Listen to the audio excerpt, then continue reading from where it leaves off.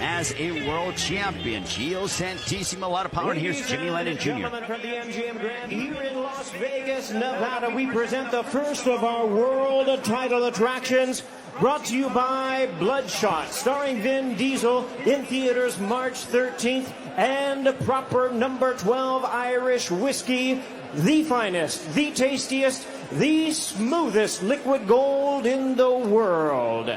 This bout is sanctioned by the WBO, the president, Francisco Valcarcel.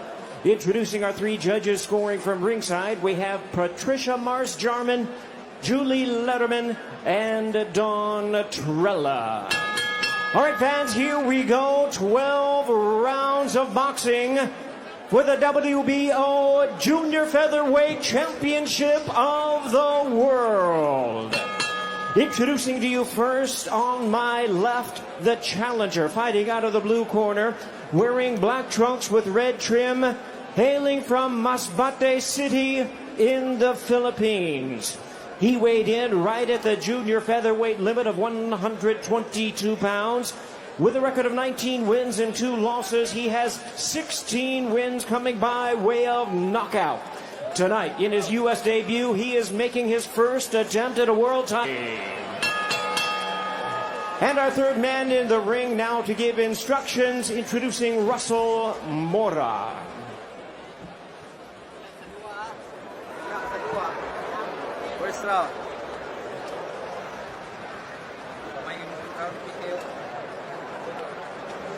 Gentlemen, we went over the rules in the dressing room. I want to remind you both to protect yourself and obey my commands. God bless you both. Touch up now.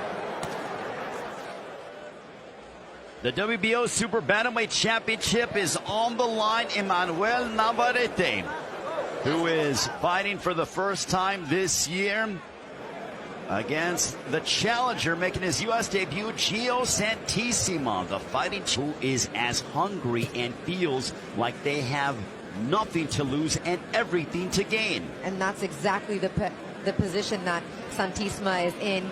You mentioned it, 17 straight wins, 15 of those by knockout. And in fact, when I watch kind of the tape on both of these guys, not a lot out there from Santisima, but he is a really good combination puncher. He has some great body work, and maybe is even a little bit more technically sound of a boxer than is Navarrete. And also, let us not forget that Navarrete from Mexico, Santisima from the Philippines. This place here, the MGM Grand Garden Arena, has seen its fair share of world-class prize fights between Mexico and the Philippines.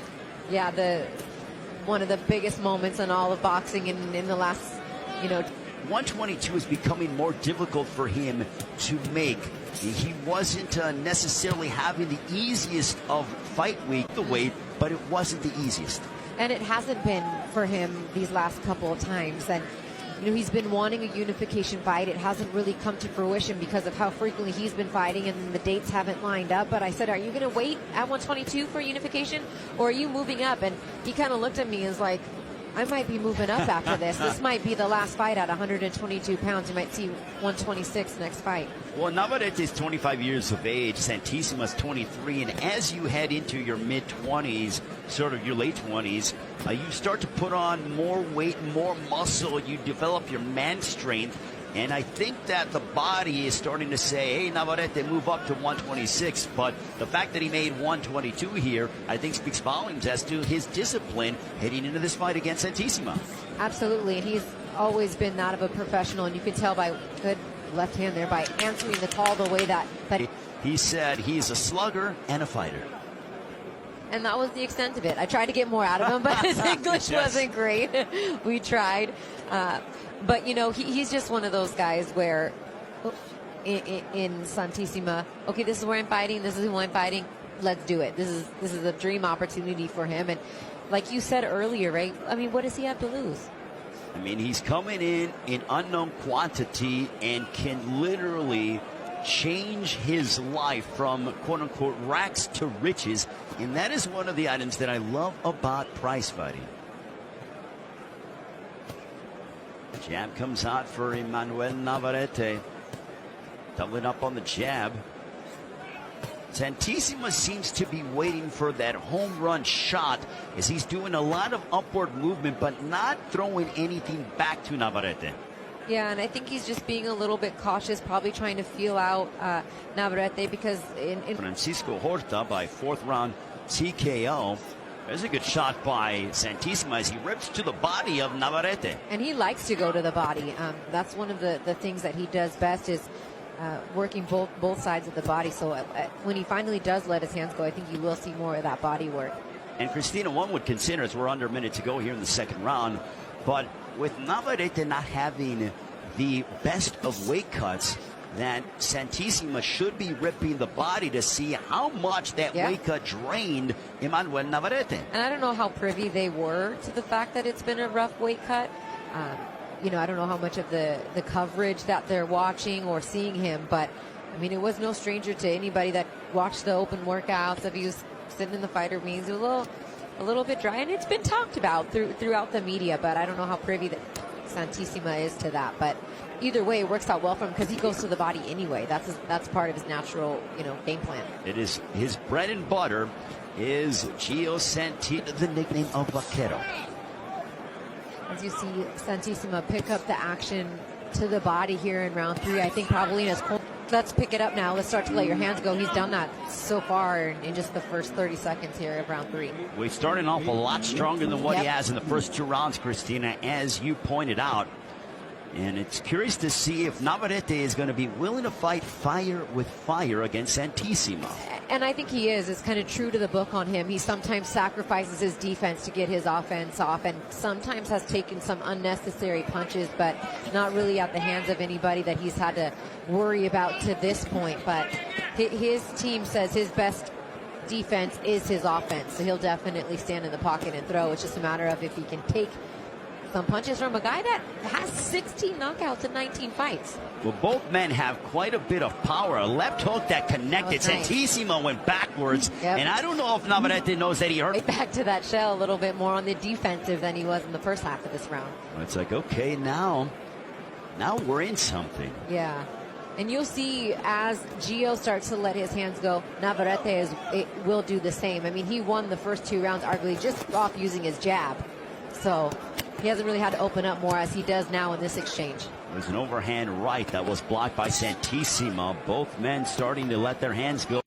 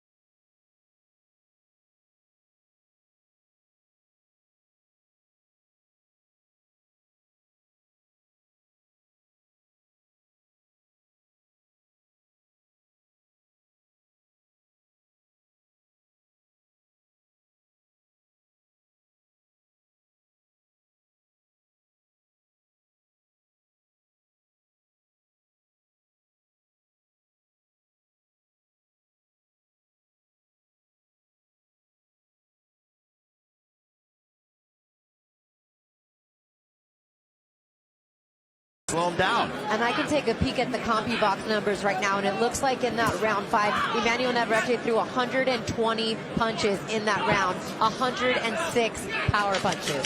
I threw 12 punches at the heavy bag. And Navarrete goes to southpaw, and he uncorks a straight left down the middle. 2 of them in a row there. It's working for him early, giving Gio Santisima a different look.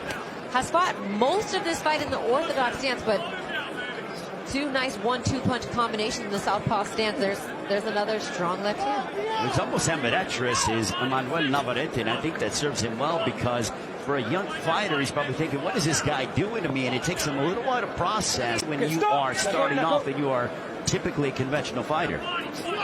It's not like Santisima prepared for a southpaw in this fight. There's a right to the body by Santisima to Navarrete.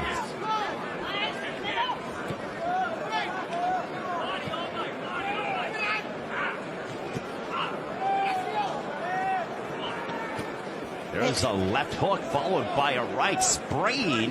Gio Santisima should come forward and try to get the pressure and the forward movement followed by the right hand, and you get double the impact upon your power punch. Yeah, something when he watches his tape back that he'll have to make a mental note of, that he needs to work on in the gym, especially because sometimes Navarrete is caught, standing straight in front of him with both feet not even at an angle because he's in between switching.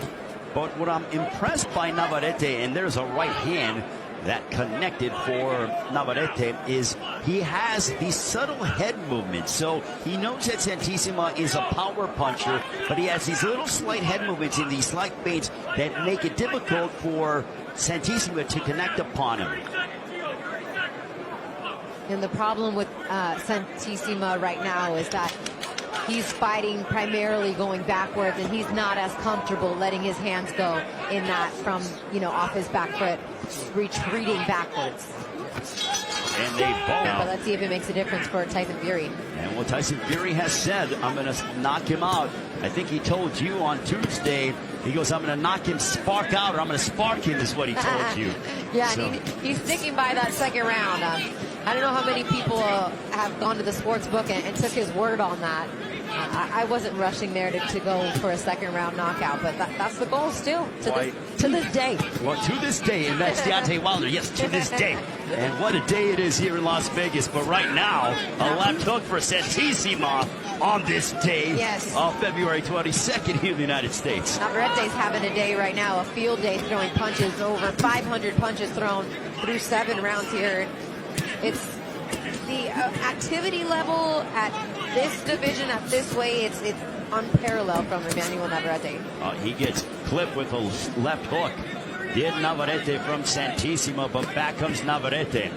I think he could throw a sledgehammer at Emmanuel Navarrete. He'd shake it off and come back and throw things that you can go to. For Santisima, at least to us, it doesn't appear that way. I'd have to agree with you, and part of that is just that he hasn't really fought the highest level of opposition. In his last 5 fights, his opponents have a record of 61, 32, and 5. So that's about a 56% win percentage. So he's got some learning to do at this level. Well, it always goes to the adage, iron sharpens iron, and it makes you better. And I'm not saying Navarrete's fought the toughest competition or opposition either, but he's a world champion. He's got to this point. He takes everybody's best shot every time he steps into the ring. In terms of caliber of opponents, you have to give the edge to Navarrete. Yep. And Navarrete now coming forward once again towards Santisima as we are headed towards the final third of the fight. She's hurling them in all different parts of the target. We've seen Navarrete go to the body. We've seen him bury his attack upstairs. He's constantly placing his punches in different parts of your body and your head as well, Christina.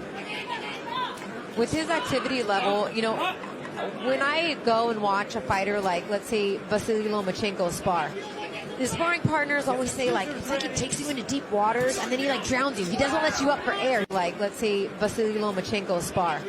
the sparring partners always say, like, it's like he takes you into deep waters and then he like drowns you. He doesn't let you up for air. He continues to work different angles, pitter-patter all the time. Navarrete has that kind of output, and he throws sometimes from these awkward angles where it's like, I know it's easier said than done. I keep telling Santisima to let his hands go. You get in there and try to let your hands go. No doubt. You know, I understand that it's difficult, But if you're in the corner of Gio Santisima, you have to wonder, as we are after the midway point of the 9th, he may be letting this opportunity slip past him.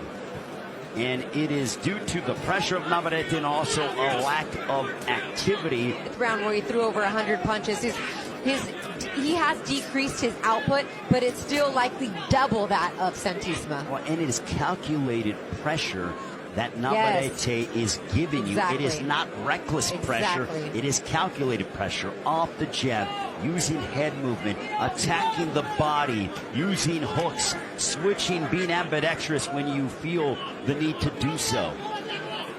As I saw Navarrete kind of shake that right hand out a few times, and he shook it again right there, Ray. And he's throwing the left hand a lot more. So it could be a sign that the right hand might have some issues. He threw the right hand there, but we've seen Navarrete go more to southpaw, and he is protecting that right hand, is the champion, Emmanuel Navarrete. But still, we are in the epicenter of the sporting universe tonight. The heavyweight championship of the world on the line. Errol Spence, Terrence Crawford sitting just a couple of seats away from each other. Take a look at that. And is that a sign of things to come? One can only hope. I know we're supposed to be calling this action in the ring right now, but I couldn't help but notice them sitting just maybe a row in front of each other, but seats apart. Look, that gets me a little excited, Christine. I'm just saying, it's giving me a little bit. It's giving me ideas, but the idea right now for Emmanuel Navarrete, keep doing what you're doing, and for Santisima, he's got to think of other ideas to try to solve the puzzle. That he has any other ideas? I mean, you mentioned it earlier, taking a plan B, a plan C to do something different, and other than let his hands go more, I mean, he's not really working off the jab. He's keeping in that kind of herky-jerky movement style to try to keep Navarrete on his toes, but Navarrete's calm with just popping his jab out there and winning the rounds just like that. Santisima is spending more time expounding energy upon his upward body movement and is... We have some concerns about that right hand. He is throwing it, but it's really been the left hand that's been doing a lot of the damage as he throws 5, 6, 7 left hands, gets in 2 right hands in there. It's phenomenal work rate from the champion right now. A left hook by Navarrete as he's bullying now. Santisima has his back on the rope. Santisima trying to tie up. Navarrete springs loose from him, and then he unloads a right hand right on the chin of Santisima. The pressure really starting to get to the challenger from the Philippines. And I think I got word that maybe the wrap on the right hand of Navarrete is a little bit loose, perhaps. They're not really saying whether or not he thinks he heard it or not, but perhaps that's why he was shaking it out, but I guess we'll find that out later. And Navarrete with a left and a right on the... There, back to the body, and as I was talking about early in the fight, that's his bread and butter, is going to the body, and that's where he's had most of his knockout, and is breaking the fighters down low. Could it also be a case as Navarrete has his arms on the ropes and he's inviting Santisima in? He's like, let's go. Let's put on a show. I would almost feel like Navarrete is bored as to say, come on, man, like I'm inviting you in. Let's do this. Yeah, and he really wants to get the knockout. There's a left hook, and now Navarrete really pouring it on. Santisima bullying him around the ring, snapping back his head. Look at the champion unload as he is walloping Gio Santisima. He was almost running, and right now this may be close to being stopped. Santisima getting clobbered with a bevy of punches. Russell Mora watching the action. Navarrete teeing up on Santisima. Santisima in deep, deep trouble with 1:05 to go. He was holding on for dear life to try to keep himself in this fight. How much more of this punishment can he take as he nearly wrestles Navarrete down? He is exhausted. Russell Mora needs to take a very close look right now at Gio Santisima. Under 50 seconds remaining. Emmanuel Navarrete trying to get the finish. Look at the champion go. And Russell Mora stopped it. This one is over. Emmanuel Navarrete has stopped Gio Santisima to once again retain his world title. And I think the towel came in at exactly the same time as Russell Mora stepped in. A barrage of punches, and Emmanuel Navarrete's... Well, Christina, they talk about pressure burst pipes, and that is exactly what happened tonight, as the pressure is what imploded Gio Santisima. I wouldn't be surprised if he didn't throw nearly 1,000 punches in this fight. That is the definition of pressure. Well, look, we're talking about unity in boxing, Christina, and you know what I want to see when it comes to us unifying as a boxing world? I want to see Navarrete go up to 26. Give me Navarrete, give me Leo Santa Cruz, heck yeah. and I am signed up for that. We might see 6,000 punches thrown in that fight. I am absolutely on board with that fight. I'd like to see him fight Luis Netti too. Either or. I'll take that one as backed into the corner. Left, right, 8, 9, and Russell Mora stops it right as the towel gets thrown in by the corner of Santisima. The corner said, all right, enough is enough, as Russell Mora was putting himself literally in the line of fire to go ahead and stop this fight. Here's Jimmy Leonard Jr. Ladies and gentlemen, we have the time of 2 minutes, 20 seconds of round number 11. Our referee in charge, Russell Mora, stops the contest. He is the winner by way of knockout and still the WBO Junior Featherweight Champion of the world. Well, El Vaquero Navarrete. Emmanuel Navarrete retains his title, his 5th consecutive successful title defense, and he's standing by with Bernardo Osuna. One another.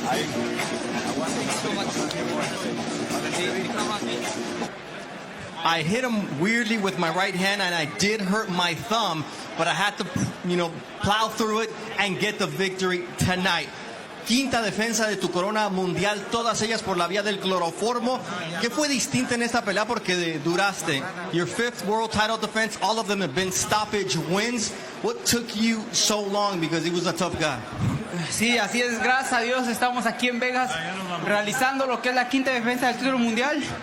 El Vaquero, me siento muy agradecido con toda la gente que me ha apoyado, y yo creo que la pelea duró mucho porque San Martín es un filipino, un guerrero que no se muere sino en la raya. I'm extremely excited to be fighting again here in Las Vegas, making that 5th world title defense on the grandest of stages. And the fight did take a long time because I had a very tough opponent.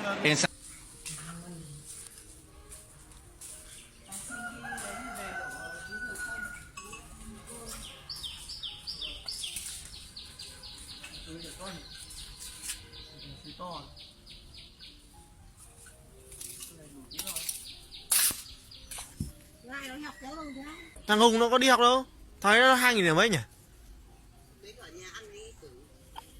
Thằng Hùng ấy. Tưởng Hùng nhớ sân kẹo nó đi học. Kia chắc giờ ngủ xong rồi nó dậy. Hùng kia mà nó vào nó tự vào, nó không phải hỏi. Chắc hôm nọ đánh bài thì đâu đánh cũng thức, cũng ngồi xem các ông như thế nào.